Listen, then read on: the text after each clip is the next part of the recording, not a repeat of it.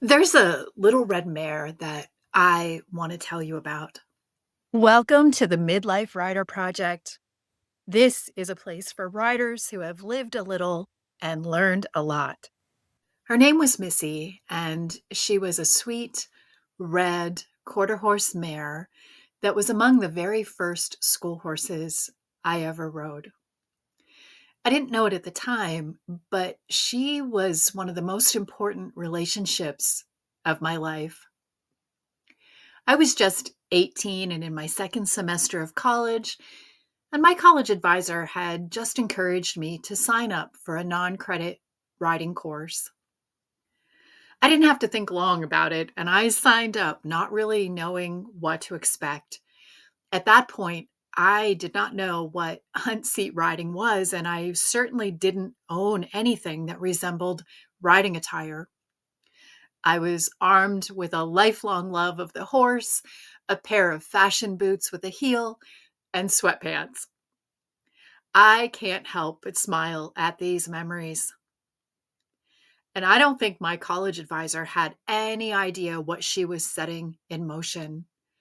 40 years later, I am still in it, still doing it, and still thinking about horses, still riding, and still talking about them into a microphone on this podcast.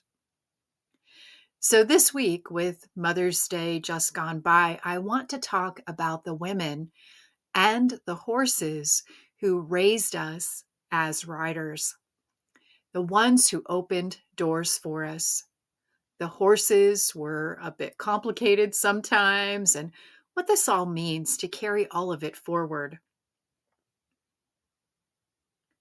So, there were some who opened the door, and opening a door to this way of life often didn't look like anything very special on the outside, but the memory of it and my gratitude for it has stayed with me through decades. I think that's true for most of us when we think about those who opened the door to this way of life for us. Sometimes it's a mother who loaded you into the car every Saturday morning and drove you to a lesson barn without complaint, even though horses were not her thing. Sometimes it's a grandmother who sat near the fence rail watching your lesson and never once looked at her watch or looked like she'd rather be anywhere else. Sometimes it's an instructor or a barn owner that saw something in you before you even saw it in yourself and then said to you, "You should keep doing this." I don't remember the conversation I had with my advisor that led me to sign up for that non credit course, but I certainly remember feeling so good about the encouragement she gave me. I signed up mostly because of that. No one else in my life ever offered me that. And then I met Missy, the school horse. I don't think that there is ever enough appreciation for the school horses who taught us. They carry around nervous beginners and knew what to do better than we did. They were patient with us in a way that helped us feel safe and capable, even when we doubted ourselves.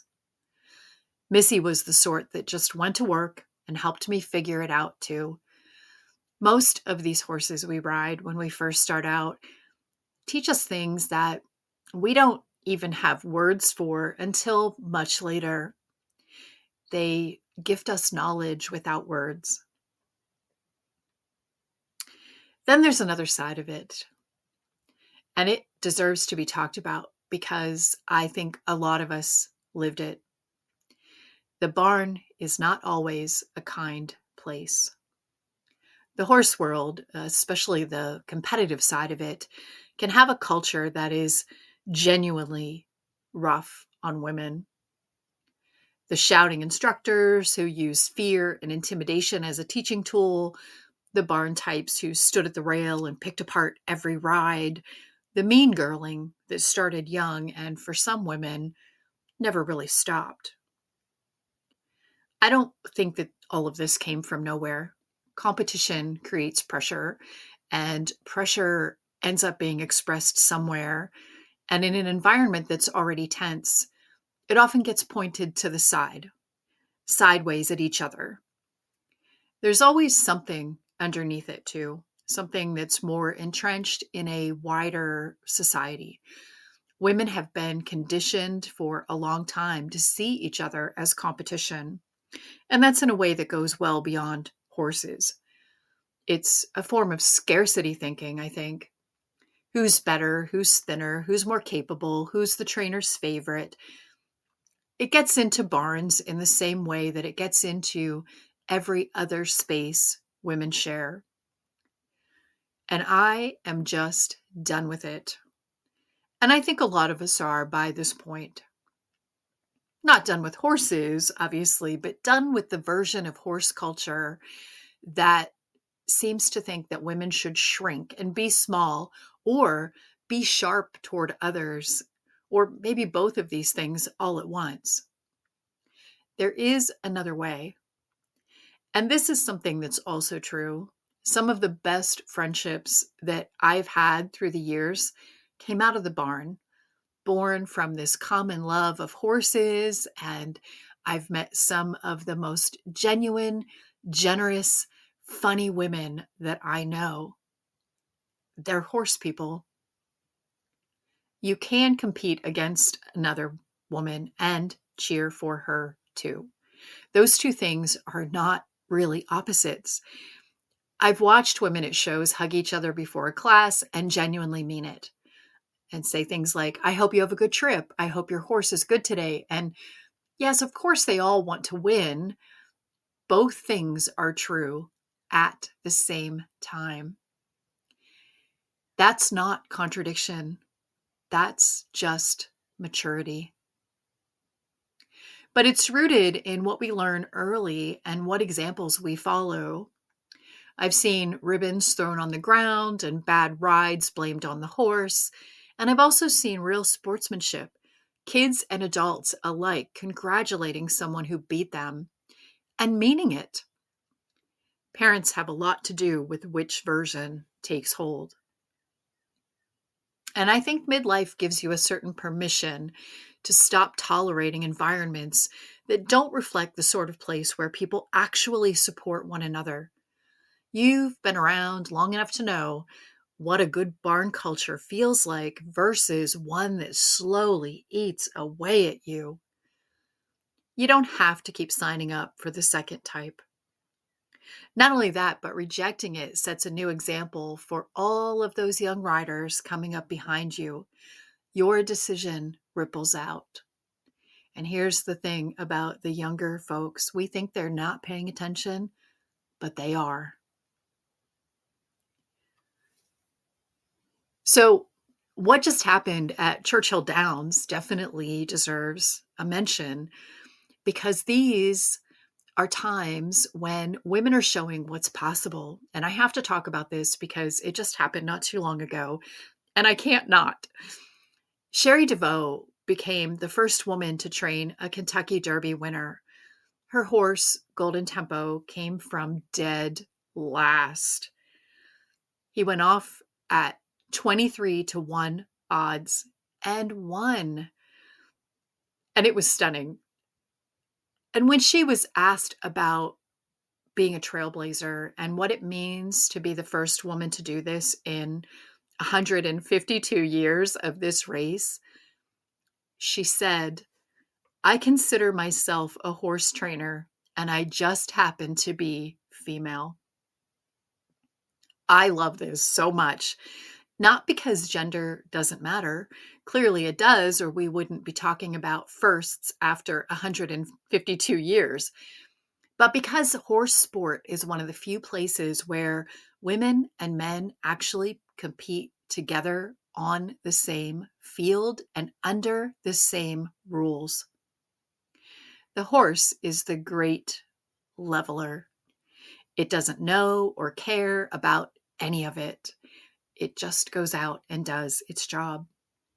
And a good trainer, a good rider, and a good horse person is a good horse person, full stop. Cherie DeVaux didn't win the Kentucky Derby as a female trainer. She won it as a trainer. The history is ours to celebrate. The work was hers.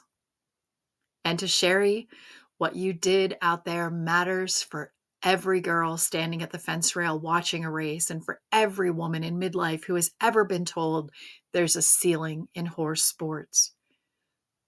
You just proved there isn't. And that takes me to the legacy that we're passing on. I think about the mothers who brought their kids to the barn, who smelled like saddle soap or neat's foot oil or maybe fly spray on the weekends.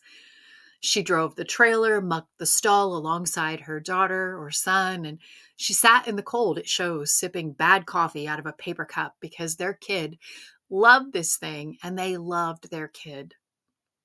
That's a legacy. That's a real thing being passed down. Not just a hobby, but a whole way of being in the world, a way of life. And it doesn't have to be a mother in the literal sense.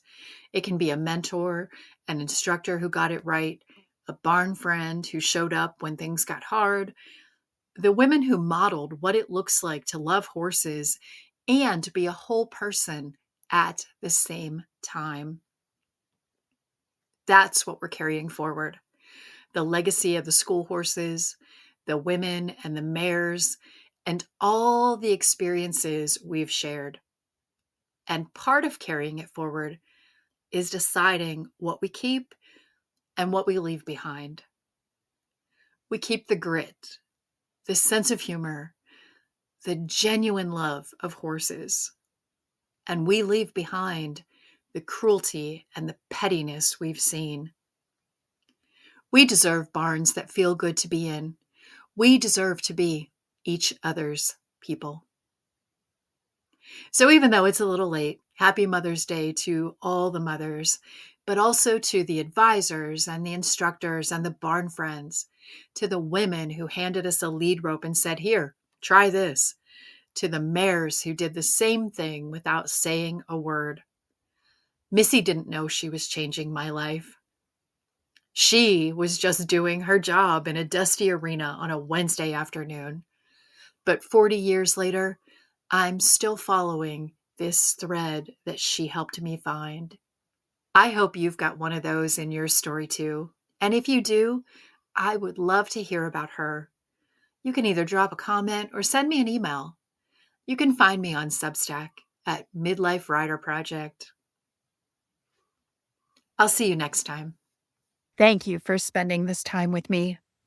If this episode resonated, I hope you'll join me again next week as we continue riding through this season together. Until then, take good care of yourself and your horse.